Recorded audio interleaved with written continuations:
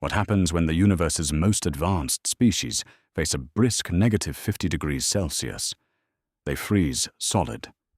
But to a guy born in Fairbanks, Alaska, it's just a chilly Tuesday. Welcome to the day, a human stripped down in a blizzard to save an entire alien crew. The Aegis 7 mining outpost was not meant for human habitation. In fact, when Lockheed Martin's Deep Space Extraction Division won the contract to provide maintenance personnel for the facility, the galactic community had laughed. The outpost was situated on a rogue, sunless ice moon on the fringes of the Orion Spur, mining highly volatile plasma core elements. The primary crew consisted entirely of an avian-reptilian hybrid species whose translation matrix localized their names to easily pronounceable Western designations for the human contractors. Arthur Higgins was one of those contractors. Back on Earth, Arthur had spent 20 years driving Caterpillar heavy machinery across the treacherous, cracking ice roads of the Canadian tundra. He was a man built of broad shoulders, calloused hands, and a quiet demeanor that spoke of a lifetime spent fighting the elements. To Arthur, the universe was just another work site, only with better hazard pay. The alien crew, led by Commander Harrison and Chief Science Officer Mitchell, were brilliant engineers but biologically fragile. Their home world was a tropical paradise where the temperature never dropped below 25 degrees Celsius. They had no natural body fat, no shivering thermogenesis, and zero evolutionary adaptation to the cold.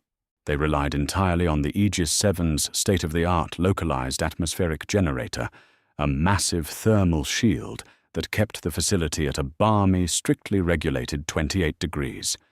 It was a standard Tuesday cycle when the disaster struck. Arthur was in the lower hangar, running a diagnostic on a heavy transport rover, when a deafening metallic shriek echoed through the facility's hull. The deck plates vibrated violently. Then, the ambient hum of the thermal generator simply died. It didn't spin down, it was violently severed. Instantly, the emergency klaxons began to wail, bathing the hangar in a harsh, pulsing crimson light. Arthur wiped grease from his forehead and tapped his comms unit. "Commander Harrison, this is Higgins down in the bay. We just lost the main thermal hum." "What's the situation up there?" Static hissed in Arthur's ear before Harrison's synthesized, panicked voice broke through. "Higgins, a subterranean seismic shift just sheared through our primary coolant lines. The thermal generator has initiated an emergency lockdown to prevent a core meltdown. We have lost all ambient heating."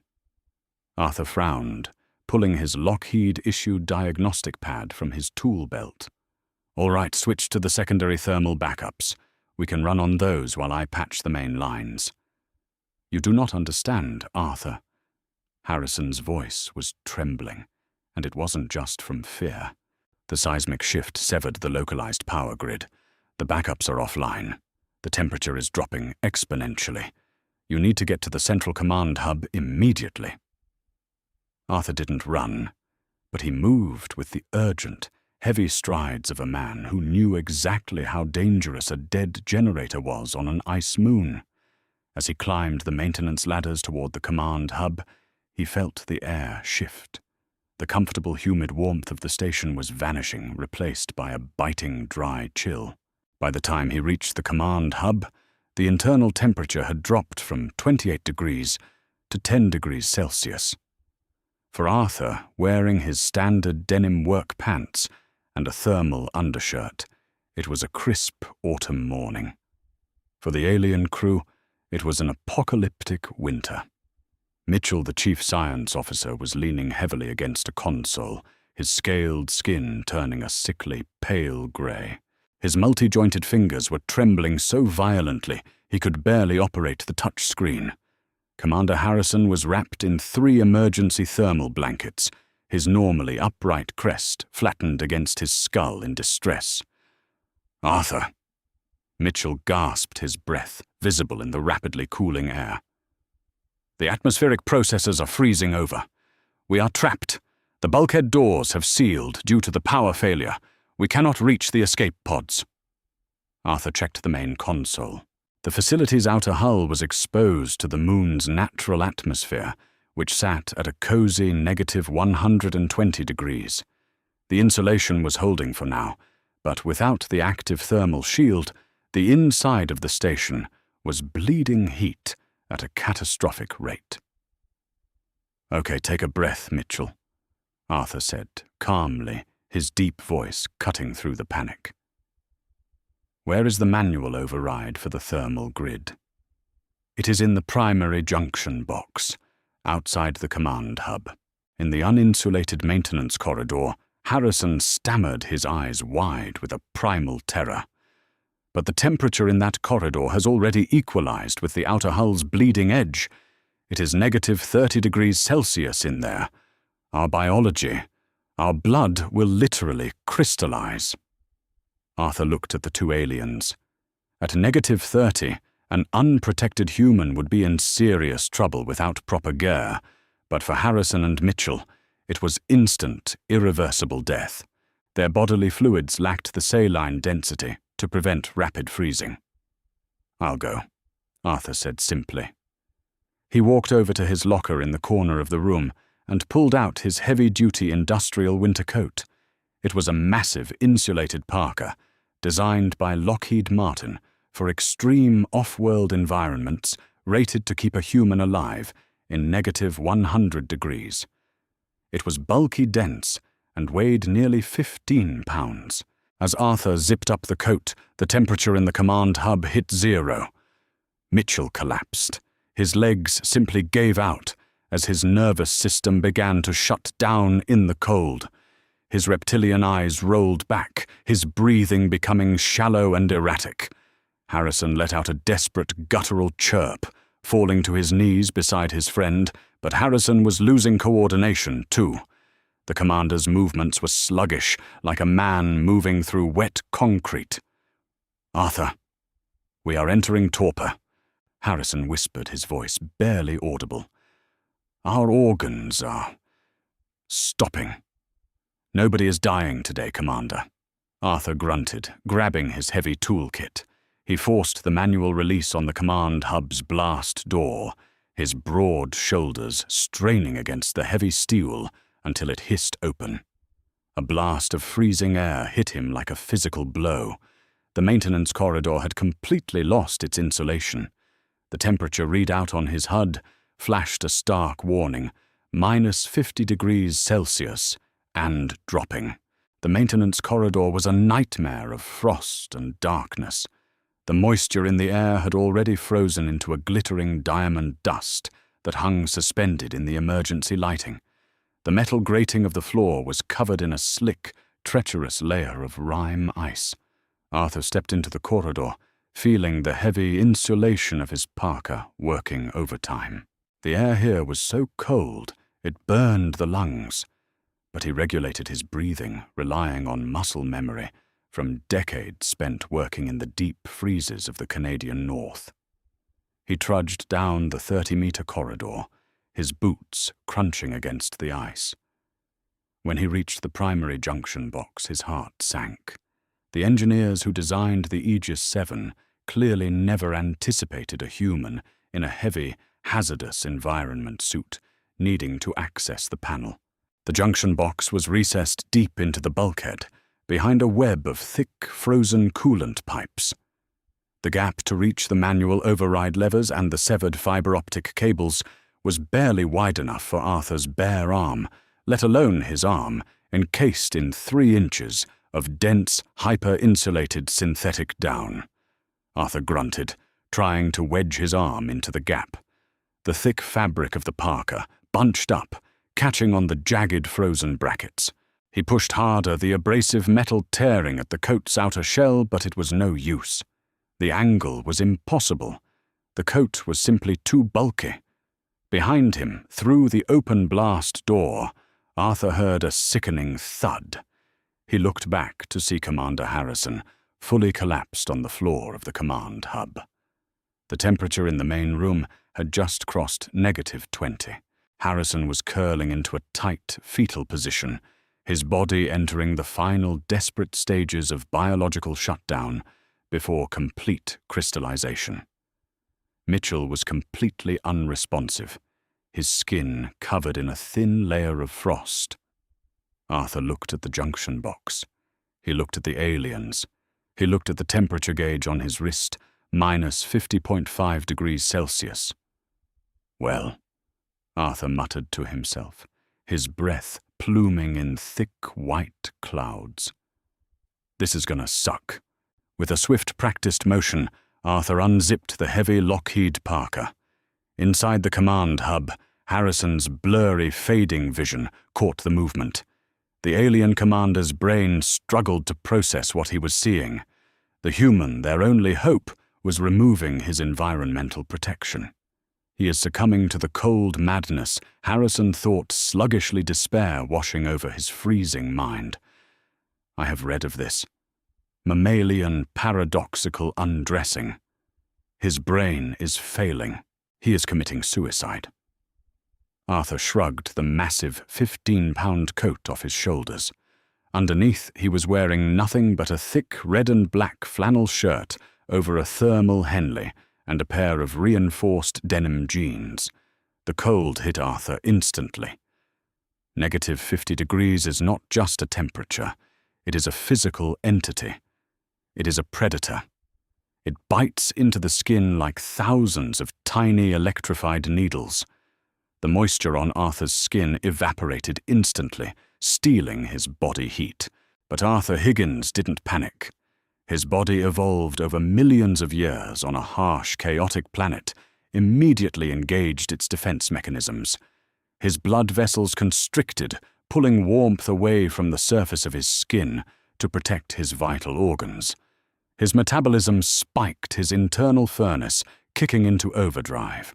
Arthur grabbed the heavy Parker, marched back into the command hub, and unceremoniously threw the massive hyper-insulated coat over Commander Harrison and the unconscious Mitchell. "Wrap yourselves up in that," Arthur ordered, his voice tight but steady. "It traps body heat. It'll buy you a few minutes." Harrison stared up at Arthur in absolute horror. The human was standing in the doorway, exposed to a temperature that was currently freezing the ship's atmospheric gases solid. "Arthur," Harrison gasped, his vocal cords freezing. "You will solidify. You will die." Arthur flexed his broad shoulders, cracking his neck. "Commander, I grew up in Fairbanks, Alaska. My dad used to make me chop firewood in weather colder than this. Just keep Mitchell breathing." Turning his back on the baffled, terrified aliens, Arthur walked back into the maintenance corridor. He approached the junction box, his bare hands exposed to the freezing air. At -50, touching bare metal is like grabbing a hot stove. The moisture on human skin freezes to the steel, instantly ripping the flesh away if you pull back too fast. Arthur pulled a pair of thin, tactile mechanic's gloves from his back pocket, the kind that offered zero thermal protection, but prevented direct skin-to-metal contact. He slipped them on his fingers, already aching, the joints growing stiff. He thrust his now unencumbered arm deep into the recessed panel. Without the bulky coat, he had just enough clearance. His shoulder scraped against the frozen coolant pipes, the cold burning right through his flannel shirt. "All right, you stubborn piece of junk," Arthur muttered through chattering teeth. He reached the severed fiber optic array. His fingers, already going numb, fumbled with the delicate splicing tools. Human biology is a marvel of endurance, but it has limits. Arthur knew he had roughly 10 to 15 minutes before frostbite took his fingers, and maybe 30 minutes before severe hypothermia stopped his heart. He didn't have time for precision. He had to rely on instinct. He stripped the frozen casing off the cables with his teeth, spitting the bitter, icy plastic onto the floor. He twisted the delicate copper and glass filaments together, his hands shaking violently as shivering thermogenesis took over his body. His muscles contracted rapidly, trying to generate heat. To the aliens watching from the hub, Arthur looked like he was suffering a violent seizure, yet his hands, though shaking, moved with a desperate, practiced mechanical rhythm. "Come on," Arthur growled, his lips turning a pale shade of blue. He jammed the spliced cables into the manual override relay and grabbed the heavy mechanical lever that would flush the system and restart the lag generator. The lever was frozen solid. The grease inside the mechanism had turned to cement. Arthur gripped the lever with both hands, planting his heavy boots on the ice-covered bulkhead for leverage. He pulled. His muscles strained against the cold, his veins bulging against his rapidly paling skin. "Move! You son of a—" With a loud, sharp crack that sounded like a gunshot in the frozen corridor, the ice shattered. The lever slammed downward. Deep beneath Arthur's feet, the massive turbines of the Aegis 7 thermal generator groaned. A deep, resonant hum vibrated through the deck plates, shaking the frost from the ceiling. A second later, the heavy overhead vents blew a violent gust of 80-degree air into the corridor. Arthur collapsed backward onto the icy grating, gasping for breath, his entire body shuddering uncontrollably as the blast of warm air hit him. Inside the command hub, Commander Harrison peeked out from beneath the massive human parka. The ambient temperature gauge on the console was rapidly climbing. 0 degrees, 10 degrees, 20 degrees. The alien commander slowly pushed the heavy coat aside, his frozen joints popping. He looked down the corridor, expecting to see the crystallized, shattered remains of his human mechanic. Instead, Arthur Higgins was sitting on the floor, leaning against the bulkhead. He pulled off his thin gloves, blew into his freezing red hands, and looked up at the commander. "Generators back online, boss," Arthur said, a crooked, shivering smile crossing his face. "But I'm going to need a cup of coffee. A really, really hot cup of coffee." Harrison could only stare in stunned silence, his reptilian brain entirely unable to comprehend the apex predator endurance of the mammalian creature sitting before him. The return of heat to the Aegis 7 command hub was not a gentle process. It was a violent rushing wave of forced thermal equalization. The heavy industrial vents roared, blasting heated air that caused the frost-coated control panels to weep water onto the deck plates. Arthur Higgins sat heavily on a reinforced crate in the brake area, his large hands wrapped tightly around a steaming mug of synthetic black coffee. His skin, previously a dangerous shade of pale blue, was now flushed red as capillary action returned blood to his extremities. He was shivering, but it was the steady, controlled shiver of a mammalian body recovering its equilibrium. Across the room, Commander Harrison and Chief Science Officer Mitchell were huddled near the main console. Mitchell had regained consciousness a few minutes after the atmospheric generators kicked back in, though he still looked incredibly frail, clutching a secondary thermal blanket. The two aliens were staring at the central medical monitor, which was currently synced to the biometric sensors in Arthur's work boots and smartwatch. "I simply do not understand," Mitchell whispered, his multi-jointed fingers tracing the spikes on the biological readout. His core temperature dropped by 3 degrees. For our species, a drop of half a degree induces a localized comatose state. His cardiovascular system simply clamped down. He isolated his own blood flow to protect his brain and heart, sacrificing the comfort of his limbs. "He is an extremity of evolution," Harrison replied, his voice laced with a profound, lingering awe. "They come from a death world, Mitchell, a planet with shifting tectonic plates, chaotic weather patterns, and ice ages. We hired him because his corporate entity Lockheed Martin offered the lowest bid for maintenance labor. We had no idea we were contracting an apex survivalist." Before Mitchell could respond, the primary console let out a sharp, discordant trill. The emergency strobe lights, which had only just deactivated, suddenly flared back to life in a blinding, pulsing yellow. Arthur let out a heavy sigh, steam rising from his coffee mug. What now? Did we blow a relay in the primary heater? Mitchell's fingers flew across the console, his scaled face paling once more. No, the heat is stable, but the seismic shift that severed our coolant lines caused a secondary cascade failure. The sudden violent drop in temperature across the facility's exterior, it flash froze the primary pressure regulators on the plasma core holding tanks. Arthur stopped drinking. He set the mug down, his expression hardening. The exhaust valves are jammed shut. Frozen solid. Harrison confirmed, his crest rising in renewed panic. The plasma we mine is highly volatile. The automated venting system ensures the subterranean pressure does not exceed structural tolerances. Without the vents, the pressure is building exponentially. The subterranean tanks will rupture in exactly 22 minutes. The resulting explosion will vaporize the entire Aegis 7 outpost. Arthur stood up, rolling his broad shoulders. All right. Where is the manual release for the exhaust valves? It is an exterior wheel, located on the surface, manifold, Mitchell said, pulling up a schematic on the main screen. But Arthur, you cannot go out there.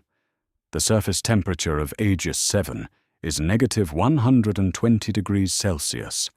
It is a vacuum. The blast doors to the lower hangar, where your heavy-duty EVA suits are stored, are deadlocked due to the structural warping from the seismic quake. Arthur stared at the schematic. He didn't have his heavy space suit. All he had was the bulky Lockheed Winter Parker, his standard-issue respirator, and a lightweight, uninsulated surface walk suit, meant for quick, 2-minute visual inspections in temperate atmospheric conditions. If I don't go out there, we all turn into radioactive dust, Arthur stated matter-of-factly. Arthur, your biology is incredible, but you are not invincible, Harrison pleaded, stepping in front of the human. Negative 120 degrees, that is absolute thermal death. The ambient atmosphere will strip the heat from your body in seconds. Your lungs will freeze the moment you inhale. The lightweight suit will provide oxygen, but zero thermal shielding. Arthur didn't argue. Instead, he walked over to the supply closet and pulled out the lightweight environmental suit. It was little more than a pressurized, rubberized jumpsuit with a glass-domed helmet. He laid it flat on the deck and then grabbed 2 rolls of industrial aerospace-grade duct tape and a stack of silver mylar emergency blankets. "What are you doing?" Mitchell asked, bewildered. "I'm modifying my gear," Arthur said grimly. "My grandfather used to patch up his fishing boat with duct tape and aluminum siding. If it works in the Bering Sea, it'll work in space." For the next 5 minutes, Arthur worked with frantic precision. He stripped down to his thermal Henley and wrapped his torso, arms, and legs entirely in the reflective mylar survival blankets, securing them tightly with the aerospace tape. The mylar would reflect his radiant body heat back onto his skin. Over that crinkling silver layer, he squeezed into the lightweight environmental suit. Finally, he wrestled the massive heavy-duty Lockheed Parker over the entire ensemble, forcing the pressure-sealed helmet over his head and locking it into the collar. He looked ridiculous, a bulky, taped-together amalgamation of heavy winter gear, silver foil, and rubber. But as he grabbed a heavy steel wrench from his toolkit and clipped his oxygen feed to his belt, neither alien dared to laugh. "Keep the airlock cycled and ready," Arthur's voice crackled over the comms, echoing from inside his helmet. "I'm going to go crack open a valve." The Aegis 7 airlock hissed, venting the warm, humid air of the station into the void. As the heavy exterior door slid open, Arthur stepped out onto the surface of the rogue moon. The landscape was a jagged, terrifying expanse of black ice and jagged basalt illuminated only by the harsh artificial floodlights of the station. There was no sky, only the crushing infinite blackness of deep space. And then the cold hit him. At a negative 120 degrees Celsius, the concept of cold fundamentally changes. It ceases to be a temperature and becomes a kinetic force. The thermal differential between Arthur's body and the vacuum outside was so extreme that the heat was violently ripped from him. Even through the heavy parka, the rubber suit and the mylar layering Arthur felt as though he had been submerged in liquid nitrogen. His breath plumed instantly inside the helmet, coating the interior of the glass visor with a thin layer of frost. 20 minutes, Arthur told himself, forcing his heavy boots to move across the treacherous icy surface. Just a quick walk to the mailbox. "Arthur, your core temperature is already dropping." Mitchell's panicked voice crackled over the radio. "The lightweight suit's structural integrity is failing. The rubber is becoming brittle. Copy that, Mitchell. Just keep the lights on." Arthur grunted. Every step was an agonizing effort. The joints of his lightweight suit were freezing, solid, resisting his movements. He had to force his knees to bend the rubber, cracking and groaning under the strain. He navigated the 50 yards to the exterior manifold, his chest heaving. The oxygen feed was pushing air into his lungs, but the air was chilling rapidly in the lines. With every inhale, Arthur felt a sharp metallic pain in his chest. His eyelashes were freezing together. He reached the manifold.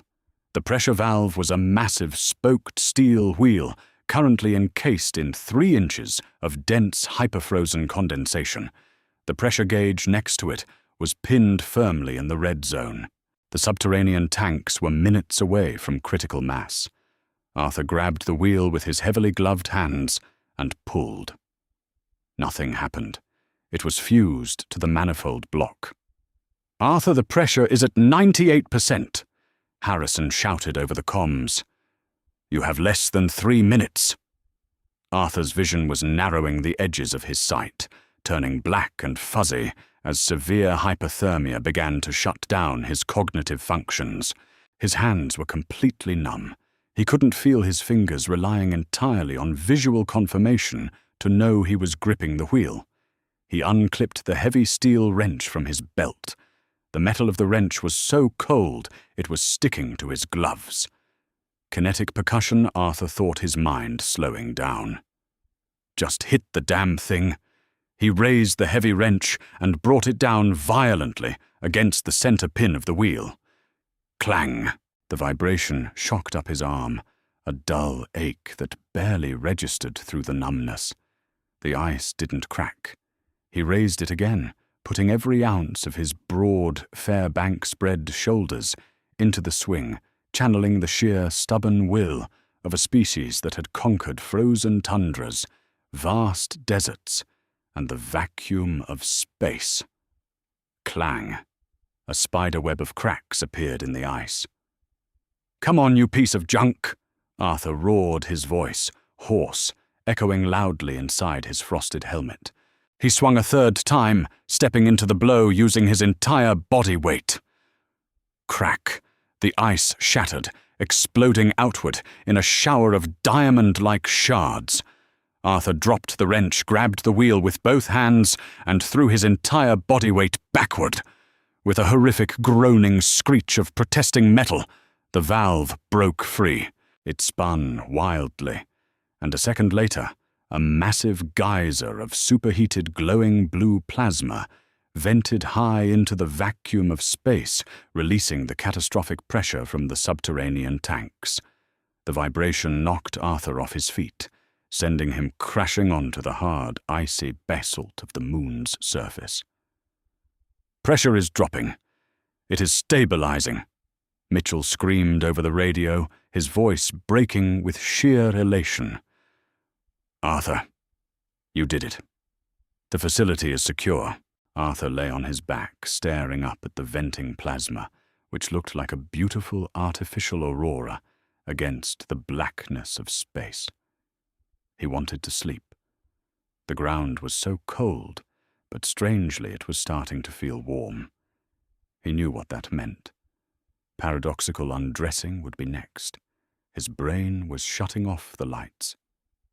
"Arthur, get up, your internal temperature is critical." Harrison commanded the authority, returning to his voice, desperate and commanding. "Get back to the airlock, now." The harsh, barking tone of the commander snapped Arthur out of his dangerous lethargy. He blinked hard, shattering the frost on his eyelashes. "Right. Not dying today." Arthur rolled over the brittle rubber of his suit, tearing slightly at the knee. He didn't care. He forced himself to his feet, ignoring the agonizing stiffness in his limbs. He stumbled, half walking, half crawling back toward the beacon of the airlock. When he finally fell through the exterior door and the airlock cycled the transition from -120 back to 20 degrees, Celsius was agonizing. Arthur collapsed onto the deck plates as the inner door slid open.